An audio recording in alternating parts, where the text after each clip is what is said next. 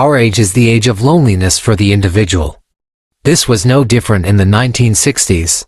At that moment, many young men and women turned their ears to the words of one man.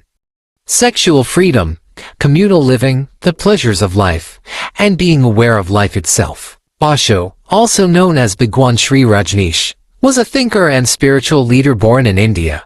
From the 1960s onward, he became known for his talks on meditation, freedom, and a life free from dogmas.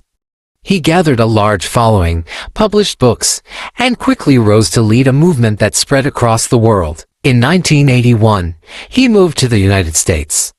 In Oregon, hundreds of square kilometers of land were purchased, and on it they built their own city, called Rajneeshpuram. Thousands of disciples lived in this desert, dressed in red, farming, meditating, and creating a completely self-sustained order.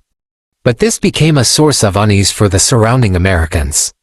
The local population feared that they would increase their influence in elections and impose their own rules. As tensions grew, one of Osho's closest figures, Mayan Sheila, and those around her, resorted to more aggressive methods.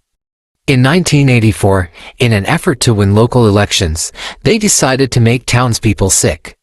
Salmonella bacteria was placed in the salad bars of restaurants.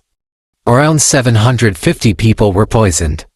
No one died, but the incident went down in history as the largest bioterror attack in the United States. From that point, the federal government stepped in. Hundreds of charges were prepared against Osho. He was not directly accused of planning the attack, but as the leader of the movement, responsibility fell on him. In the end, he was convicted of immigration fraud and deported from the U.S. in 1985. Many countries refused to accept him.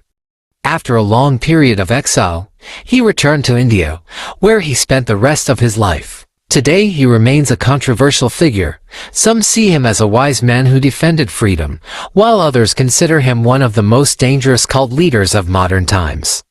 Rajneeshpuram collapsed, but its story remains one of the most extraordinary social experiments of modern history. So the question is, if a new Osho were to emerge in today's society, wouldn't he still find admiration? Wouldn't a new sense of community form, just as it did in the past?